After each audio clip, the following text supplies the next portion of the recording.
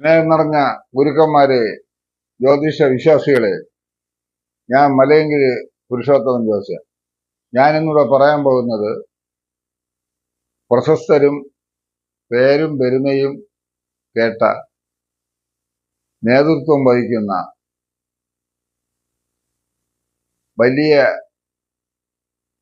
ജനബന്ധമുള്ള സ്നേഹസമ്പന്നന്മാരും ദാക്ഷണ്യം ഉള്ള ഒരു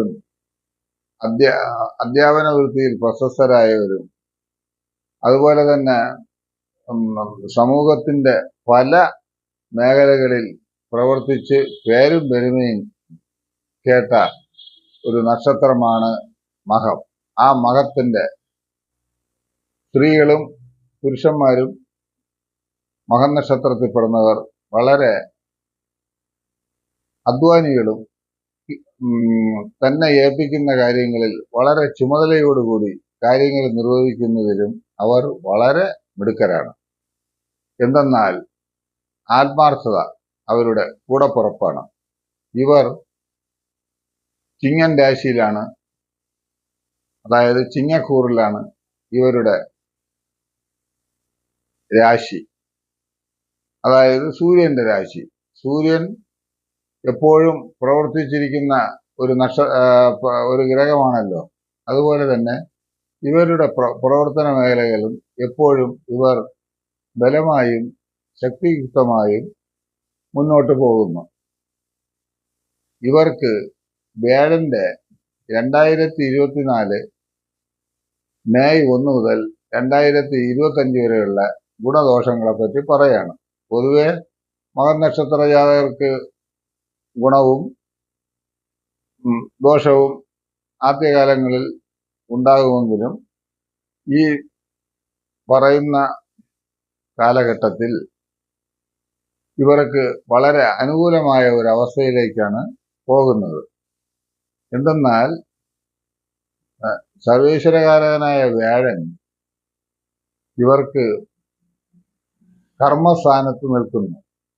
കർമ്മസ്ഥാനത്ത് നിൽക്കുമ്പോൾ ചിലർ പറയും അത്ര ബലമില്ല എന്ന്. പക്ഷെ എന്തായാലും കർമ്മം ചെയ്യാനുള്ള ഇവരുടെ ആഗ്രഹവും ഇവരുടെ കഴിവും ഈ വ്യാഴന്റെ സ്ഥിതിയും കൂടെ ആവുമ്പോൾ ഇവർ മിടുക്കരും പ്രശസ്തരും കീർത്തിമാന്മാരുമാകും. വ്യാഴൻ സർവ ഈശ്വരന്റെയും കാരകത്വം വഹിച്ച ആളായതുകൊണ്ട് ഇവർ ഏർപ്പെടുന്ന കാര്യങ്ങൾ വിജയിച്ച് തന്നെ വരും. പൊതുജന രംഗത്തായാലും അതുപോലെ തന്നെ കാർഷിക രംഗത്തായാലും കച്ചവട രംഗത്തായാലും പ്രൊഫഷണൽ കോഴ്സിൽ ആയാലും വലിയ പ്രശസ്തരായ ഡോക്ടർമാരെ, സ്ത്രീകളും പുരുഷരും, അവരെല്ലാം എനിക്കറിയാം. അവരെല്ലാം മകം നക്ഷത്രത്തിൽ പെടുന്ന പലരുമുണ്ട്. അവരെല്ലാം ആത്മാർത്ഥമായി അവരുടെ രോഗികളെ ശ്രദ്ധിച്ച് സംരക്ഷിക്കുന്നതായി നമുക്കറിയാം.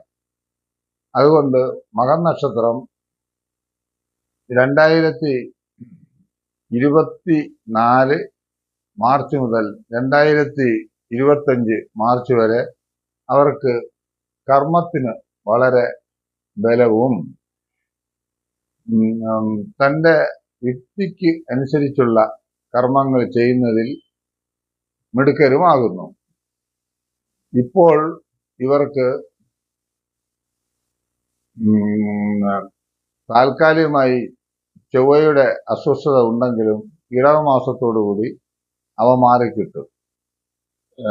രാഹു അഷ്ടമത്തിൽ നിൽക്കുന്നു എങ്കിലും അത് വലിയ ദോഷം അവർക്ക് ചെയ്യുകയില്ല. പൊതുവെ നീതിമാന്മാരും സത്യസന്ധരുമായ ഇവർക്ക് കണ്ടകത്തി ശനിയുടെ ചെറിയ ബന്ധമുണ്ട്.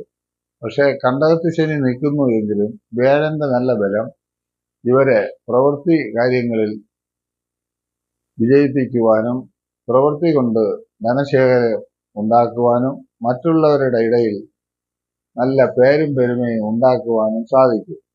മകം പറന്ന മങ്ക എന്ന് പറയുന്നു, അതൊരു ചൊല്ലാണ്.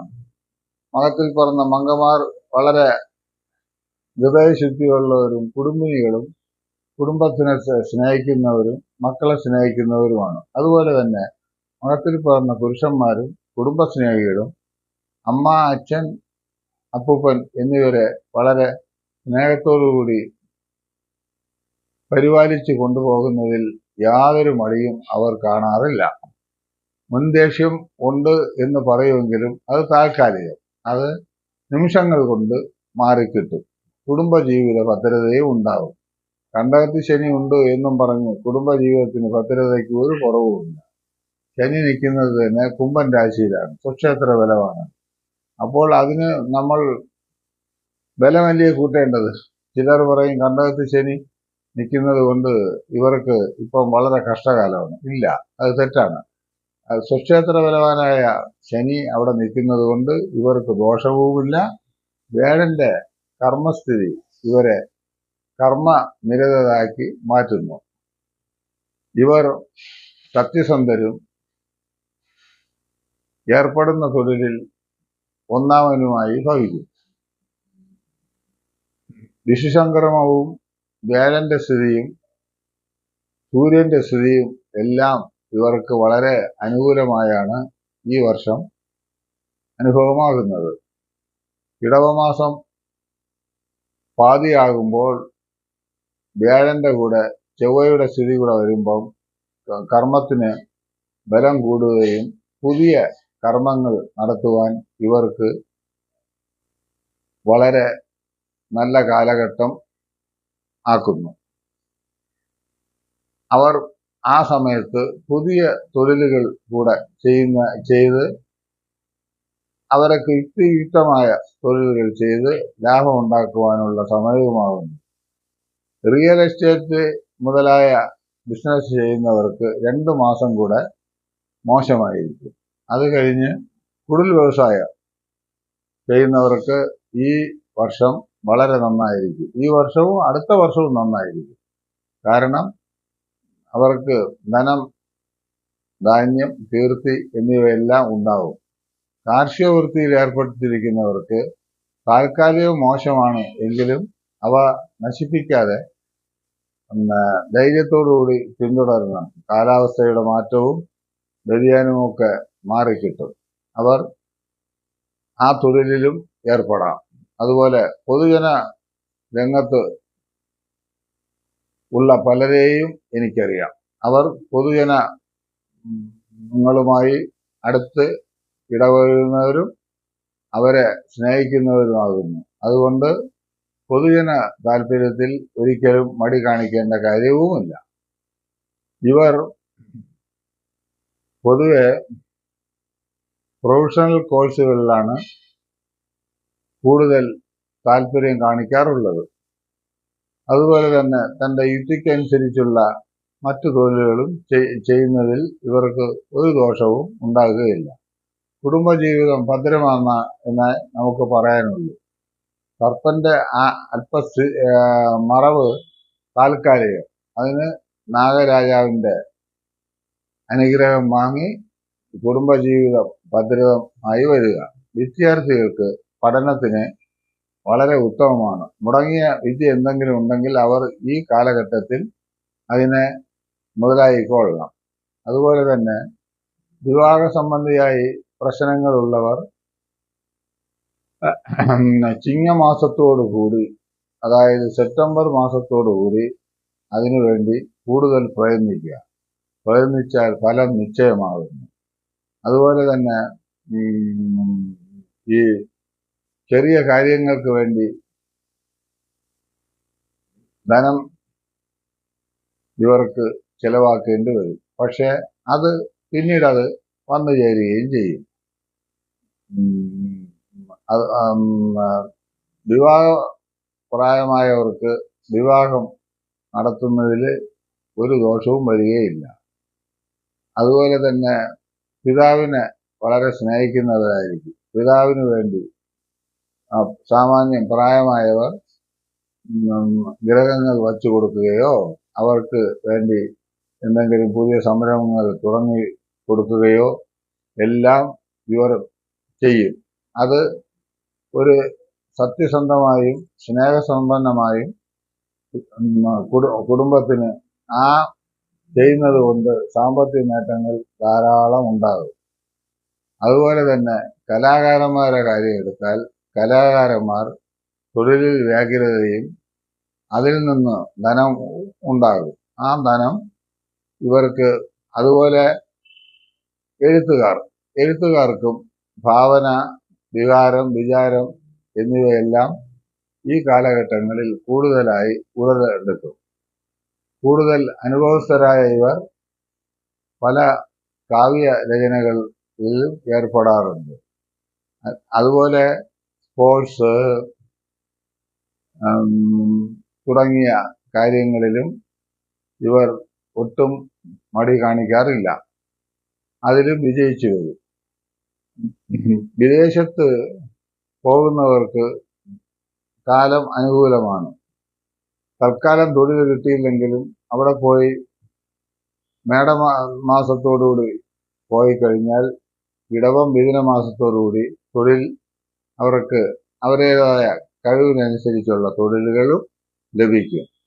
പ്രൊഫഷണൽ കോഴ്സുകൾ പഠിക്കുവാൻ ഉള്ള വിദ്യാർത്ഥികൾക്ക് അവസരങ്ങൾ ധാരാളം കിട്ടും. അതുപോലെ അധ്യാപന വൃത്തിയിൽ ഏർപ്പെട്ടിരിക്കുന്നവർക്കും വളരെ പേരും പെരുമയും ഉണ്ടാകും.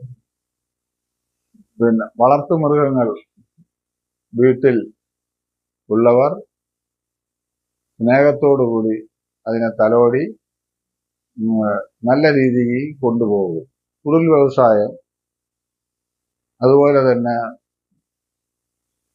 നടനം, കാവ്യം, കല എന്നിവയിൽ ബന്ധപ്പെട്ടവർക്ക് വളരെ കാലം അനുകൂലമായി കാണപ്പെടുന്നു.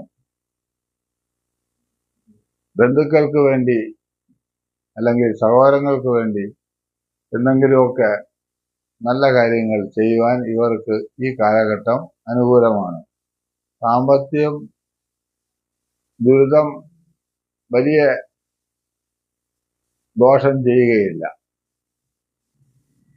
മേടം, ഇടവം, മിഥുനം ഈ കാലങ്ങളിൽ അല്പ സാമ്പത്തിക ദുരിതവും കയ്യ്, കാല്, മുട്ട് എന്നിവയ്ക്ക് വേദനയും നീർദോഷങ്ങൾ സംബന്ധിച്ചുള്ള ജലദോഷം, അലർജി ഇതെല്ലാം വന്നു ചേരാം. എങ്കിലും ഇവരുടെ ചലനം, നടപ്പ്, അവരുടെ പ്രവൃത്തി ഇതുകൊണ്ട് വിശ്രമമില്ലാതെ ഇവർ തുടങ്ങുന്ന എല്ലാ കാര്യങ്ങളിലും വിജയിച്ചു വരുന്നുണ്ട്.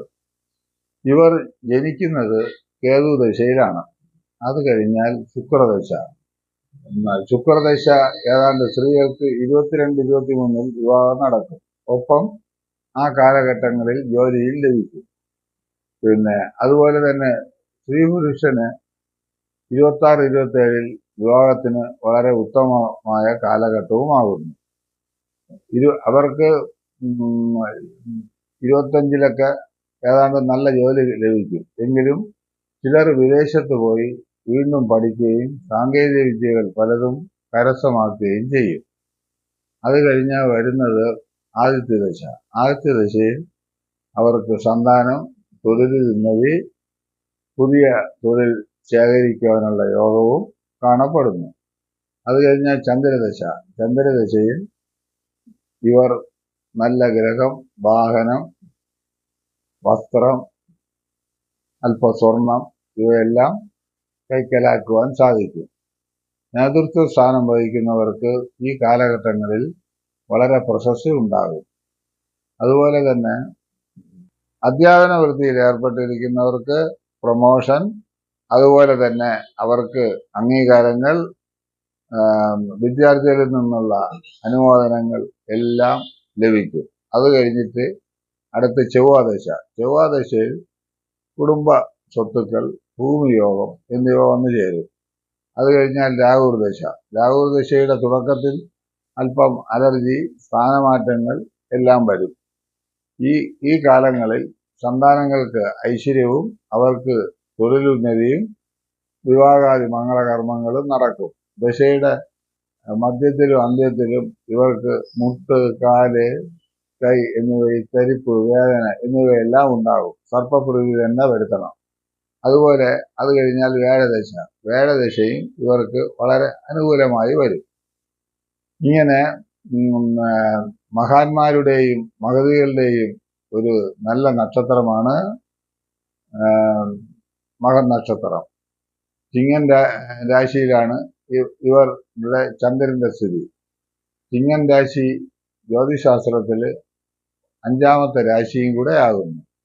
അവിടെ ചന്ദ്രന്റെ സ്ഥിതി, ചന്ദ്രൻ നല്ല ബലമാണെങ്കിൽ ഇവർ വളരെ പ്രശസ്തരും കീർത്തിമാന്മാരും ഭരണ നൈപുണ്യമുള്ളവരും ആയിരിക്കും. ചന്ദ്രന് ബലക്കുറവുണ്ടെങ്കിലും താൽക്കാലികമായി വ്യാഴന്റെ പൂർണ്ണബലം ഇവരെ അനുകൂലമായ നല്ല അവസ്ഥകളിലേക്ക് കൊണ്ടുപോകുന്നു. പൊതുവെ ഇവർ കൊടുക്കൽ വാങ്ങൽ പ്രത്യേകം ശ്രദ്ധിക്കണം. ധനകാര്യങ്ങളിലും പ്രത്യേകം ശ്രദ്ധിക്കണം. ഓഫീസിലൊക്കെ ജോലി ചെയ്യുന്നവർ ഈ കൂട്ടുകാർക്ക് വേണ്ടി ലോണ് മറ്റ് കാര്യങ്ങൾ കൈകാര്യം ചെയ്യുമ്പോൾ കുറച്ച് ശ്രദ്ധ വേണ്ടതാകുന്നു. ആയതിനാൽ ഇവർക്ക് ഒരു നല്ല ഭാവി തന്നെയാണ് ഈ വിഷു വർഷവും വേഴന്റെ സ്ഥിതിയും വേഴന്റെ മാറ്റവും ഉണ്ടാക്കാൻ പോകുന്നത്. പൊതുവെ ഇവർ ഭക്തന്മാരും ദൈവനക്ഷത്രവും ദേവീഭക്തന്മാരും എല്ലാ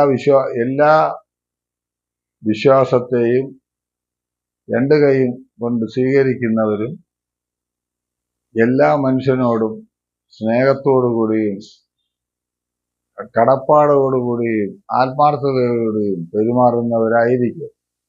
പൊതുവെ ഇവർക്ക് കള്ളം എന്നുള്ള ഒരു ദുർലക്ഷണം ഇല്ല.